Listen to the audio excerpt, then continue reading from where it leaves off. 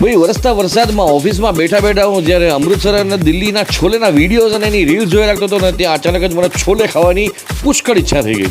પછી થયું યાર રાજકોટમાં અત્યારે ક્યાં છોલે ગોતવા જવા. રહીને યાદ આવ્યું કે વિરાણી ચોકમાં એક છોલેની બહુ જૂની દુકાન છે, ચલ ત્યાં આટો મારી આવીએ. અહીંયા જોયા પછી ખબર પડી કે અહીંયા છોલે ભટુરેની સાથે છોલે સમોસા, છોલે કચોરી, છોલે સાથેની બહુ મોટી રેન્જ છે. એટલે આપણે સમોસાનો ઓર્ડર આપ્યો, છોલે સમોસા.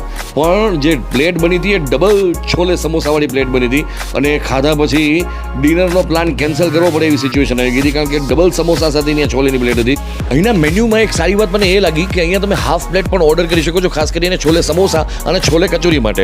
અને બીજી એક વાત તમને કહી દઉં કે મારા પેટની ભલે લિમિટેડ કેપેસિટી હોય પણ કેમેરાની અનલિમિટેડ કેપેસિટી છે, એટલા માટે અહીંયા બીજી એક સેવ સમોસાની પ્લેટ બની રહી હતી, તો એનું પણ શૂટિંગ કરી જ નાખ્યું તમારા માટે, જેથી કરીને તમને ખ્યાલ પડે કે અહીંયા સમોસાને લગતી બીજી પણ આવી પ્લેટ બને છે.